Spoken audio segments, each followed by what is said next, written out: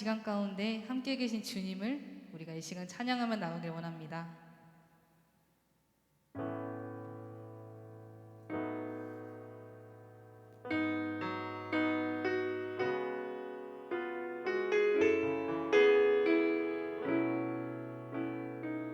아바 아버지,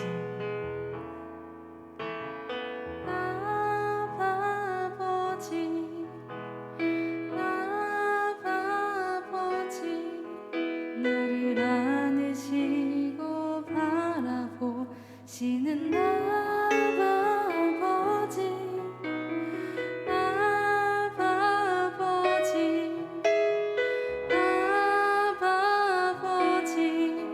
나를 도우시고 힘주시는 아버지, 아버지,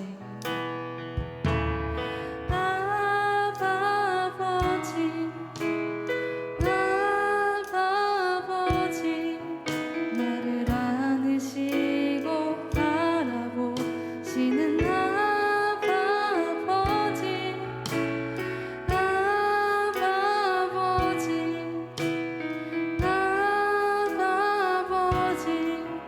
나를 도우시고 힘주시는 아버지, 주는 내 맘을 고치시고 볼 수 없는 상처 만지시네. 나를 아시고 나를 이해하시네. 내 영혼 새롭게 세우시네. 다시 한번 아바 아버지,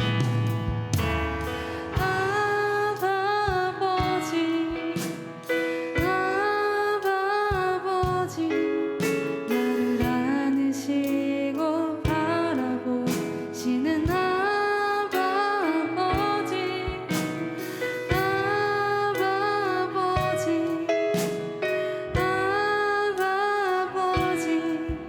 나를 도우시고 힘주시는 아버지, 주는 내 맘을 주는 내 맘을 고치시고 볼 수 없는 상처 만지시네. 나를 아시고 나를 이해하시네. 내 영혼 새롭게 세우시네. 주는 내 맘을 주는 내 맘을 고치시고 볼 수 없는 상처 만지시네. 나를 아시고 나를 이해하시네. 내 영혼 새롭게 세우시네. 주는 내 맘을 주는 내 맘을 고치시고 볼 수 없는 상처 만지시네.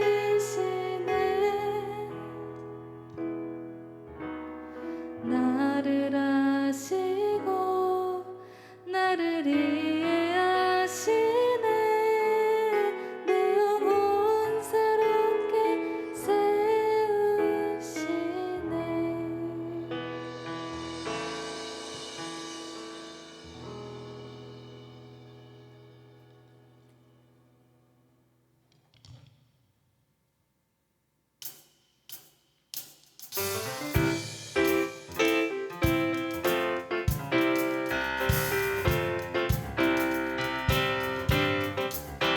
우리 이 시간 기쁜 마음으로 주님을 찬양하며 나가길 원합니다.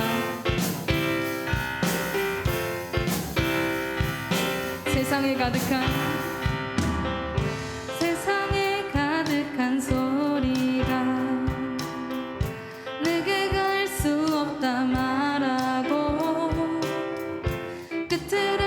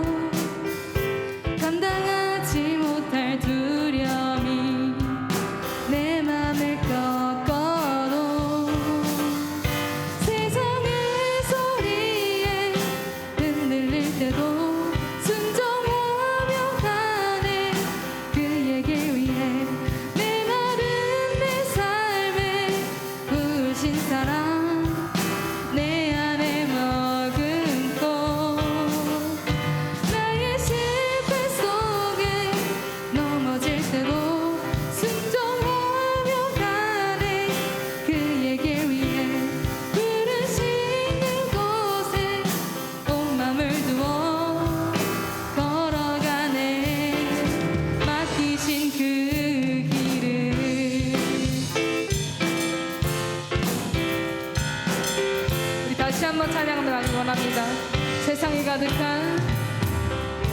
세상에 가득한 소리가 내게 갈 수 없다 말하고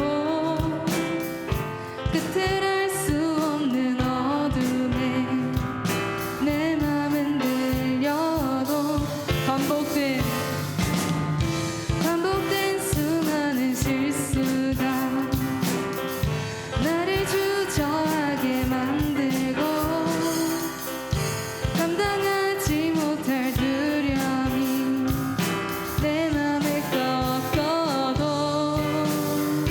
세상의 소리에 흔들릴 때도 순종하며 가네.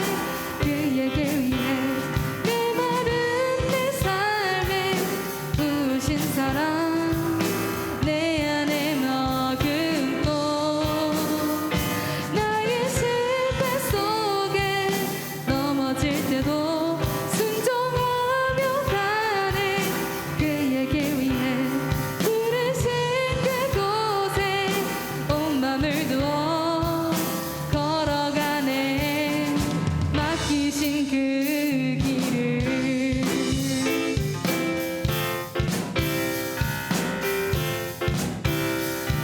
세상의 소리에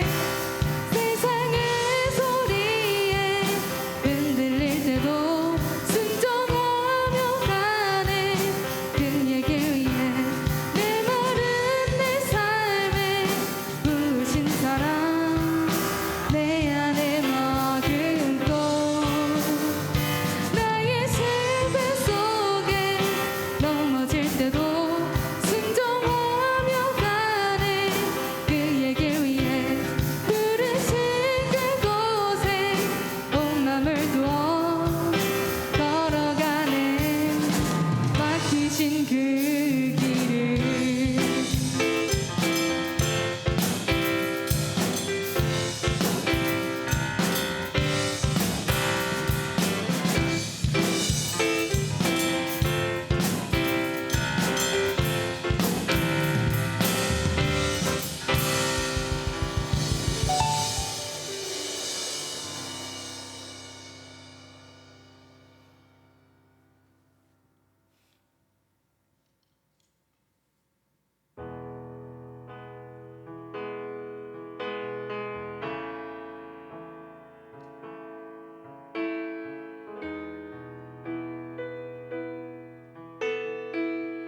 내 아버지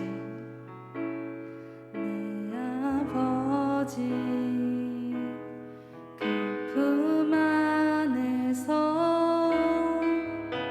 내 영혼은 안전합니다. 주 손길로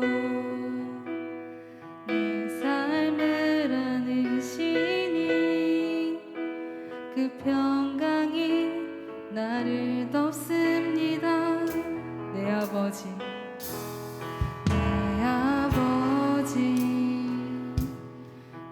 그 품 안에서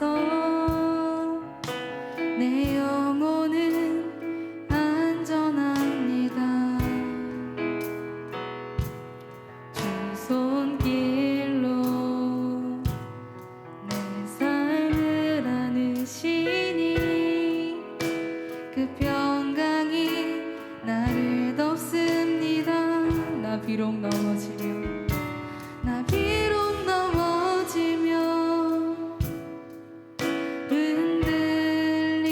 흔들리지만 주 내 안에 거하며 나를 붙드시니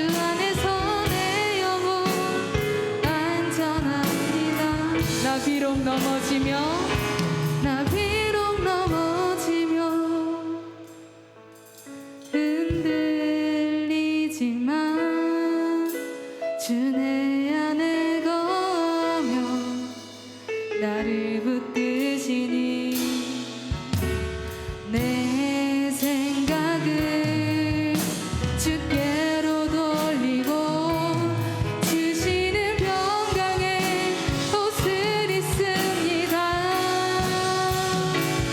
주 약속 안에서 내 영혼 평안에 내 뜻보다 크신 주님의 교회 나 신뢰해 두려움 다 내려놓고 주님만을 지혜 주 안에서 내 영혼 안전합니다.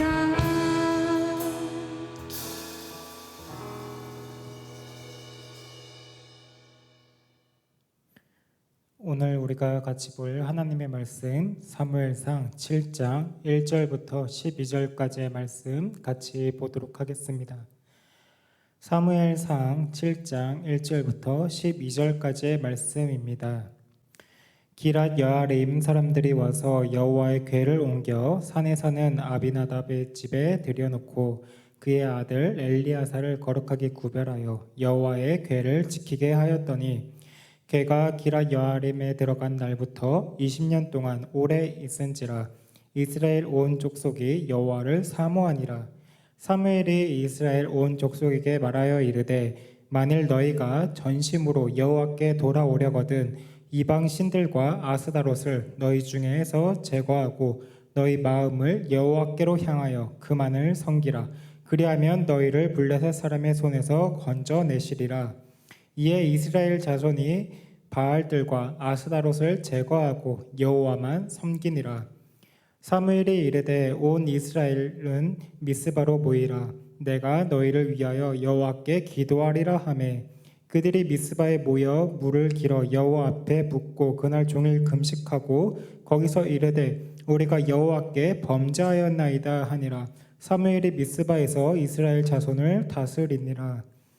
이스라엘 자손이 미스바에 모였다 함을 블레셋 사람들이 듣고 그들의 방백들이 이스라엘을 치러 올라온지라.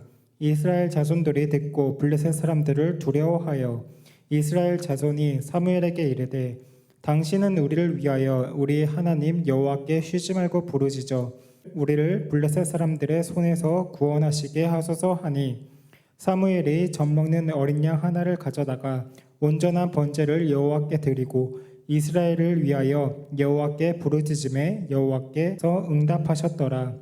사무엘이 번제를 드릴 때에 블레셋 사람이 이스라엘과 싸우려고 가까이 오매 그 날에 여호와께서 블레셋 사람에게 큰 우레를 발하여 그들을 어지럽게 하시니 그들이 이스라엘 앞에 패한지라.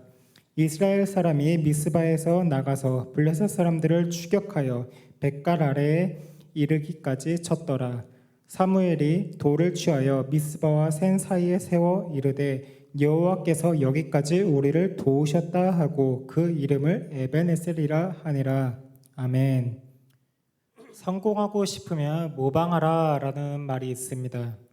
아무것도 없는 상태에서 시작하는 것보다 이미 성공한 사람들이 했던 행동들을 따라하면서 그것을 따라가는 것이 시행착오도 적게 겪고 성공할 수 있는 길이다라는 것입니다.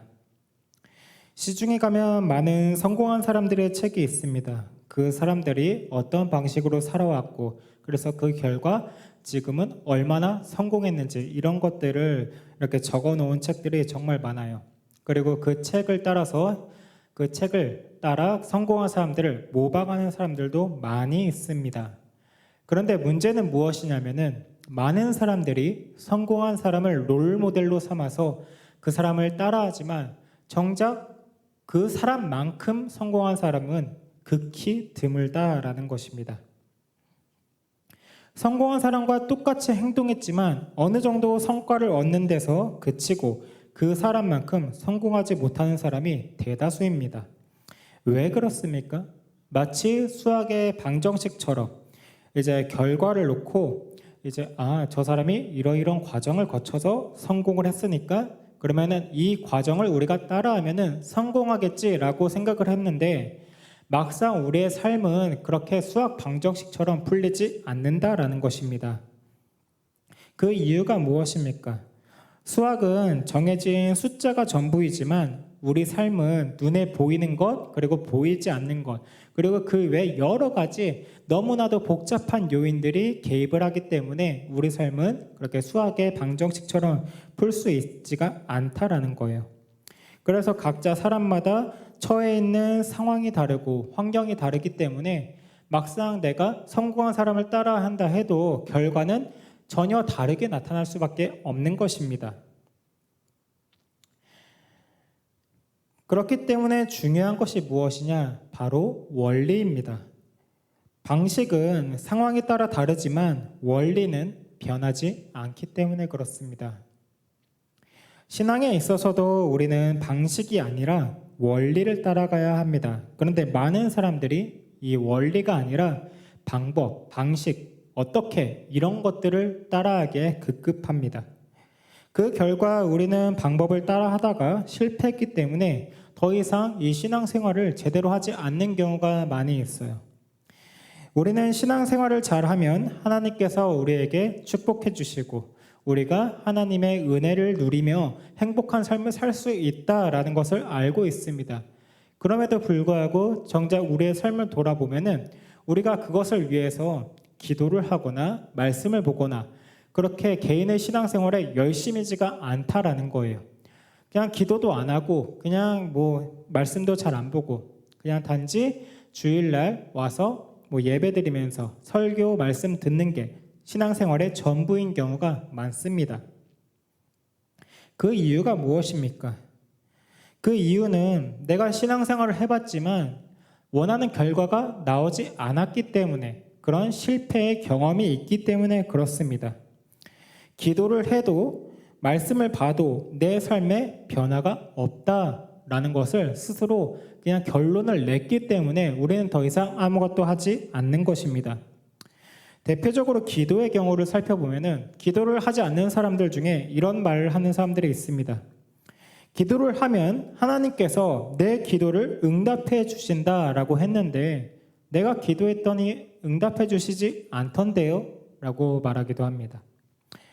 성경에서는 그리고 수많은 사람들이 기도의 응답을 받았다라고 말하는 것을 보면은 분명히 기도를 하면 하나님께서 응답해 주신다 하는데 왜 내 기도는 응답해 주시지 않으시냐라는 거죠.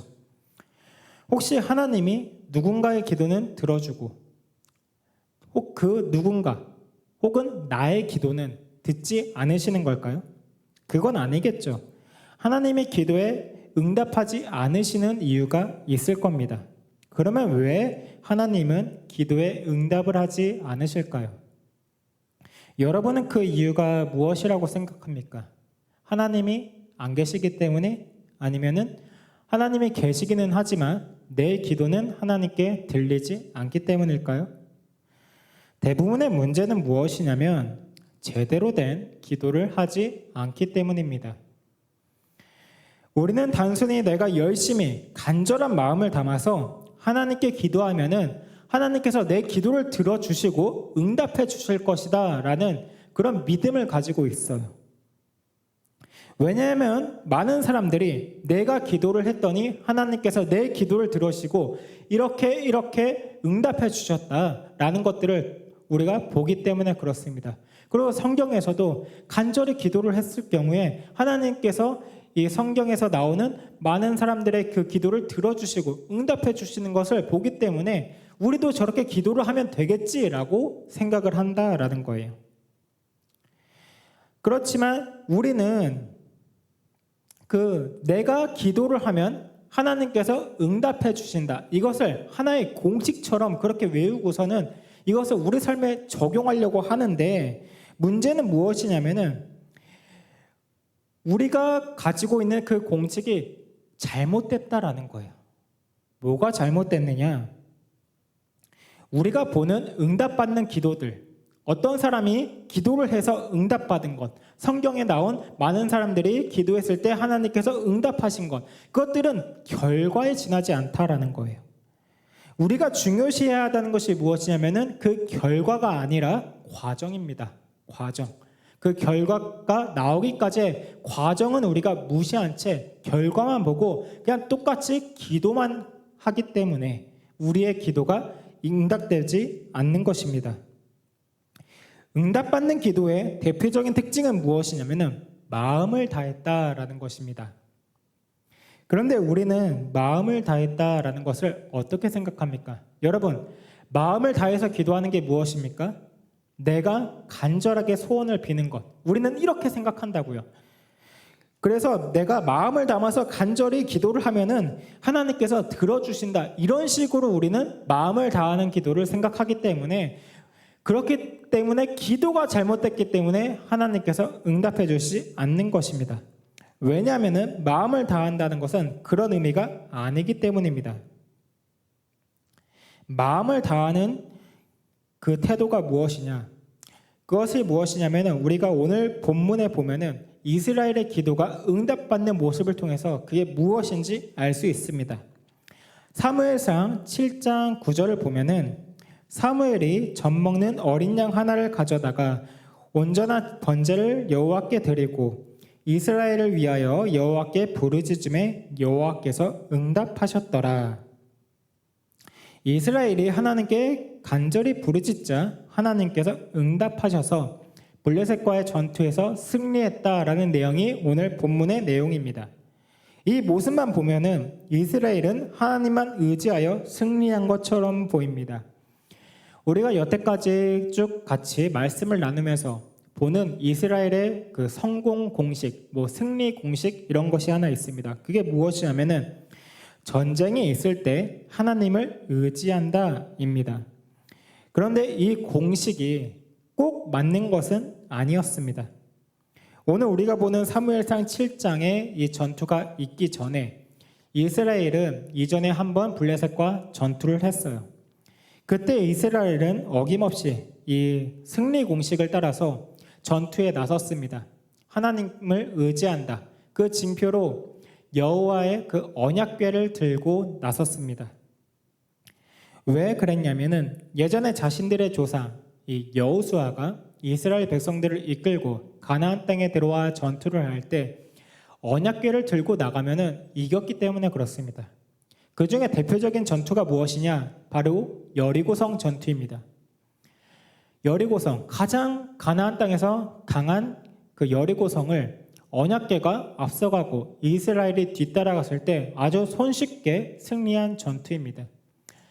지금 이스라엘 백성들은 그것을 기억하고 있기 때문에 똑같이 언약궤를 가지고 나아갔어요.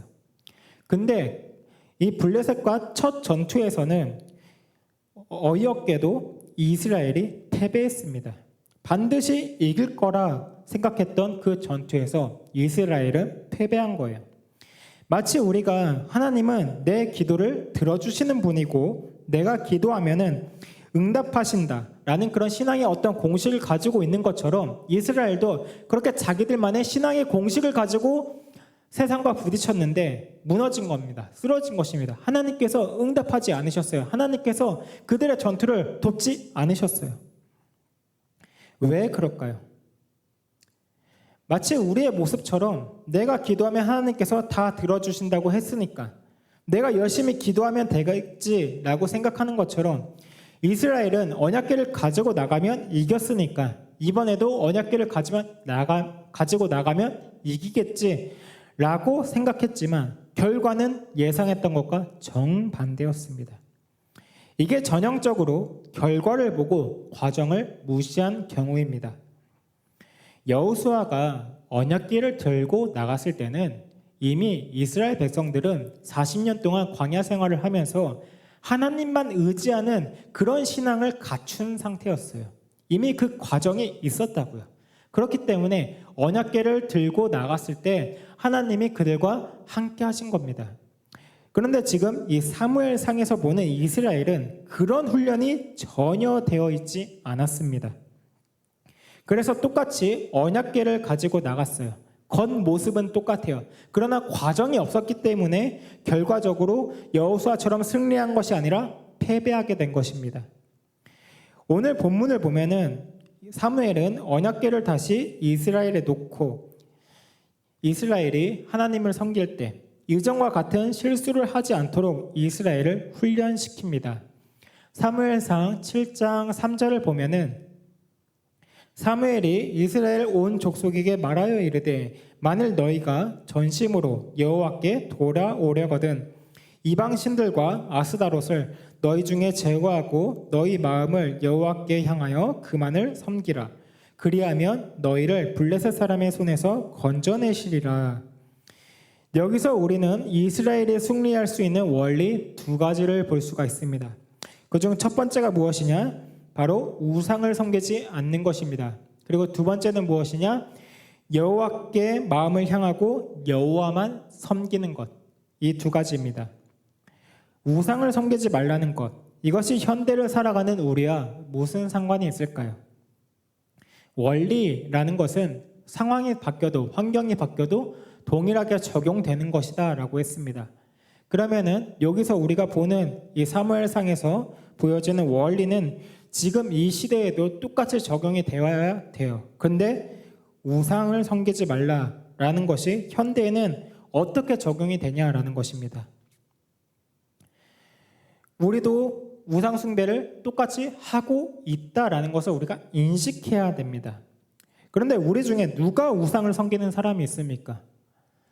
우리 주변에 그런 사람은 눈에 보이기에는 없는 것처럼 보여요. 그런데 사실 우상은 아주 교묘하게 우리의 일상생활 가운데 들어와 있습니다. 고대 이방 신들과 아스다롯은 당시 이스라엘이 하나님을 섬기면서 동시에 같이 섬겼던 신이에요. 이처럼 우리도 내 자신을 잘 살펴보면은 이스라엘과 같이 나도 모르게 하나님을 믿는다라고 하면서 내가 하나님 말고 믿고 있는 다른 것이 있다라는 거예요. 우상 숭배는 고대 시대와는 완전히 다른 형태로 발전했습니다. 옛날에는 우상이라고 하면은 어떤 인물 아니면 자연의 어떤 모습들 그런 것들을 동상으로 세워놓고 섬기는 것이었어요. 그렇지만 지금의 현재의 우상들은 우리의 일상적인 삶 가운데 너무나도 밀접하게 연결되어 있어서 우리가 그것이 우상인지 아닌지 구분하지 못하는 형태로 발전했습니다. 왜냐하면 우리가 본성적으로 매우 좋아하는 것들이 우리의 우상이기 때문에 그렇습니다. 요즘 시대에는 돈이나 외모, 권력, 성공 이런 것들이 실제로 현대 사회 안에서 신적인 위치를 차지하고 있습니다. 이것들은 인간의 욕망이 매우 세련된 형태로 표현되는 거예요. 이스라엘을 섬겼던 아스다롯은 사랑의 여신입니다. 그래서 로마의 그리스의 그 비너스와 같은 그런 여신이 바로 아스다롯 신입니다. 이 사랑의 여신이 약속해 주는 것이 무엇이냐? 첫째는 물질적인 풍요고 둘째는 쾌락입니다. 근데 이 두 가지가 현대 시대에도 동일하게 존재해요. 그것이 무엇이냐? 현대 시대로 따지자면 돈이나 성공 이런 것들이 아스다롯이 주는 물질적인 풍요입니다. 우리는 물질적으로 풍족해지면 더 행복한 삶을 살 수 있다. 그리고 내가 지금 하나님을 믿는 것보다 내가 물질적으로 더 풍요해지면 하나님의 뜻을 더 잘 섬길 수 있다라고 그렇게 생각을 해요. 그래서 교회를 다니는 사람들도 하나님께서 주신 것에 만족하기보다 더 많은 것들을 누리고자 하는 그런 욕심들이 우리 안에 있습니다.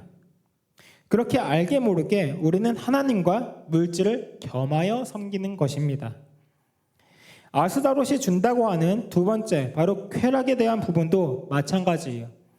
이 쾌락, 오늘날 우리는 오락이 넘치는 그런 시대를 살고 있어요. 우리가 항상 몸에 지니고 있는 것이 무엇이 있습니까? 바로 스마트폰이 있어요. 이 스마트폰을 우리가 한시도 몸에서 떼어놓지 않고 시간을 보내고 있습니다. SNS, 유튜브, 넷플릭스, 인터넷 방송 각가지 여러 가지 우리는 오락을 찾아 그렇게 헤맵니다. 나에게 즐거움을 주는 것, 오늘은 재밌는 거 없나? 이러면서 우리는 허구한 시간을 다 그 핸드폰을 보는데 시간을 소비하고 있어요. 심지어 더 이상 이제는 볼 것이 없다 새로운 것이 없다라고 하면서도 또 뭔가 없는가 해서 그 쾌락에 우리가 노예가 되어서 그렇게 우리는 스마트폰을 끊임없이 보고 있습니다. 이런 것들이 우리가 현대 시대에 섬기고 있는 우상입니다. 내가 바라는 것이 우리의 일상생활 속에서 교묘하게 우상의 모습을 감추고 있는 것입니다. 사무엘이 이스라엘에게 우상을 버리라 라고 한 것은 이 시대에도 동일하게 적용되는 원리입니다. 이 말은 가지고 있는 재산이나 스마트폰을 버려라 라는 말이 아니에요. 이것을 오해하면 안 됩니다. 우리가 마음에 하나님보다 더 많이 사랑하는 모든 것을 제거하라 라는 것입니다. 그렇지만 이것은 쉽지 않습니다. 왜냐하면 우리의 마음은 죄로 가득하고 우리가 원하는 그런 우상들은 우리가 원하는 것들이기 때문에 그래요. 우리가 좋아하는 것들이 나의 우상이다라는 것입니다. 근데 우리가 좋아하는 것들을 내가 의도적으로 싫어할 수가 있나요?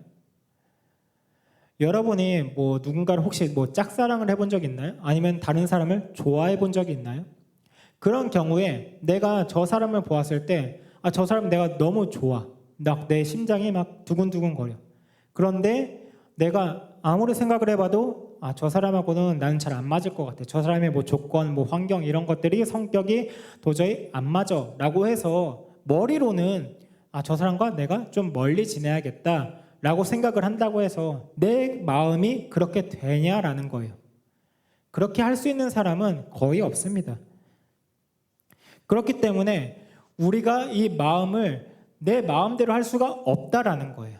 그러면 우리는 어떻게 해야 이 우상들을 제거할 수 있을 거예요? 우리가 우상을 제거하기 위해서는 우리의 마음을 내가 어떻게 할 수 없다라는 것을 인정해야 됩니다. 그리고 하나님께 의지해야 돼요. 하나님, 제가 하나님보다 더 좋아하는 것들이 있습니다. 제가 하나님보다 물질을, 하나님보다 내 외모를, 아니면 다른 사람의 외모, 이런 것들을, 그리고 권력을, 그리고 쾌락을, 놀이를, 이런 것들을 더 좋아합니다 라고 먼저 고백하고 하나님께서 내 마음을 바꿔주세요 라고 그렇게 의지해야 돼요. 그렇게 의지하는 것에서부터 시작하는 것입니다. 하나님께 의지하지 않는다면 아무리 신앙생활을 열심히 하더라도 마음 안에 있는 욕심은, 그 욕망들은 계속 남아있어요. 그래서 우리는 신앙생활을 하면서 물질을 쫓고 싶은 욕구가 있고 쾌락을 원하는 욕구가 여전히 남아있는 것입니다. 그러면 우리는 어떻게 해야 할까요? 우리는 그것을 내가 없애는 데 집중하기보다 그것을 향한 마음을 다른 것으로 대신하는 데 집중해야 합니다.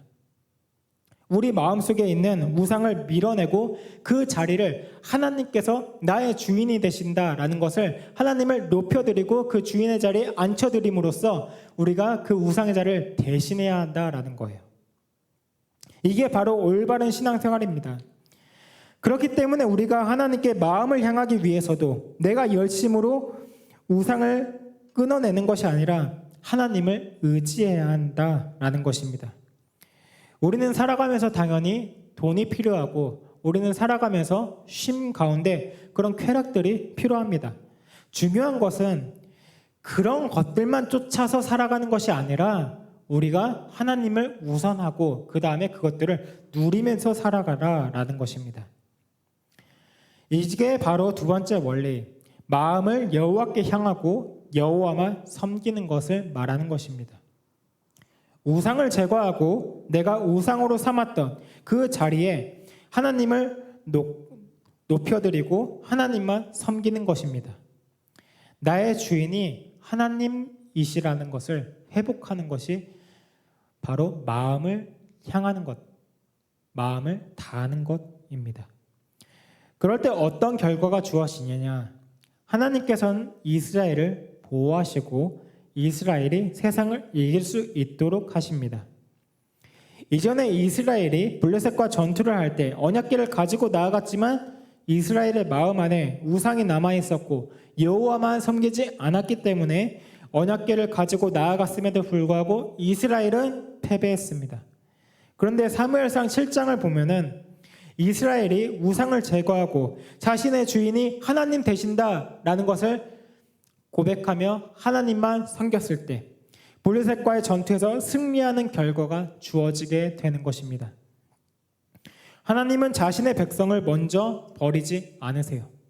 늘 이스라엘 백성들이, 늘 우리가 먼저 하나님을 버리고 다른 것들을 섬기기 때문에 우리가 하나님의 보호하심과 통치하심을 누리면서 살지 못하는 것입니다. 하나님이 나의 기도에 응답해 주시기 원한다면 내가 먼저 하나님과 함께 섬기고 있는 그 우상을 제거해야 합니다. 내 마음 안에 있는 하나님보다 우선되어 있는 그 모든 것들을 제거해야 한다라는 거예요. 그 다음에 우상이 없어진 그 자리에 하나님을 나의 주인으로 높여드리고 모셔야 합니다. 그럴 때 하나님은 하나님의 백성이 된 나의 기도를 들어주시고 응답해 주세요. 우리의 기도가 응답되지 않았던 이유는 내가 온전한 하나님의 백성이 되지 않았기 때문입니다. 우리가 온전한 하나님의 백성이 되면 하나님은 우리를 도와주십니다. 오늘 우리가 읽은 본문 마지막 구절을 보면은 이렇게 나와 있습니다. 사무엘상 7장 12절입니다. 사무엘이 돌을 취하여 미스바와 센 사이에 세워 이르되 여호와께서 여기까지 우리를 도우셨다 하고 그 이름을 에벤에셀이라 하니라. 여호와께서 여기까지 우리를 도우셨다 하고 그 이름을 에벤에셀이라 하니라 라고 했습니다. 하나님이 도우신다라는 거예요. 근데 여기 앞에 뭐가 붙었죠? 여기까지라고 말하고 있습니다. 여기까지가 어디냐면은 바로 이스라엘 백성들이 블레셋에게 패배했던 그곳을 의미하는 것입니다. 사무엘상 5장 1절을 보면은 블레셋 사람들이 하나님의 궤를 빼앗아 가지고 에벤에셀에서부터 아스돗에 이르니라. 실패하고 좌절하고 낙담했던 곳에서 다시 딛고 일어나서 승리하게 하셨다라는 것입니다. 우리가 언제까지 실패하고 좌절하고 낙담하고 그렇게 계속 신앙생활을 하겠습니까? 지금 당장 내 마음 안에 있는 우상을 제거하고 하나님만 섬겨서 나를 도우시는 이 에벤에셀의 하나님을 경험하길 원합니다. 나를 도우시는 하나님을 경험함으로 이 세상에서 온전히 하나님의 백성으로 살아가는 우리 중등부 친구들이 되기를 원합니다. 기도하겠습니다. 하나님 아버지 감사합니다. 우리가 모범적인 신앙의 모습만을 보고 그것을 따라하는 거짓된 모습으로 신앙생활하는 것이 아니라 우리의 마음 안에서부터 온전히 하나님만 의지하고 하나님만 섬기는 모습이 나타나게 하여 주시옵소서. 그래서 이스라엘을 실패와 좌절에서 다시 일어나 승리하게 하신 에벤에셀의 하나님을 경험하며 이 세상에서 하나님의 백성으로 하나님의 보호하심과 하나님의 통치하심을 경험하며 살아가는 중등부 친구들이 되게 하여 주시옵소서. 이 모든 말씀 우리 주 예수 그리스도의 이름으로 기도드립니다. 아멘. 우리 주기도문으로 예배 마치도록 하겠습니다.